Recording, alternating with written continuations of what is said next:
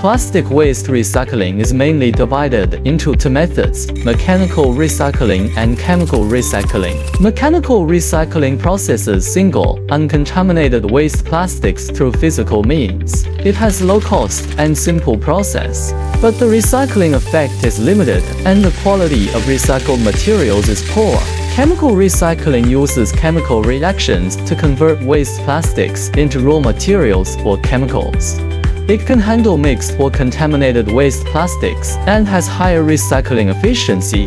Pyrolysis is a key technology in chemical recycling. It decomposes waste plastics at high temperatures to generate reusable resources such as oil, gas, and carbon black.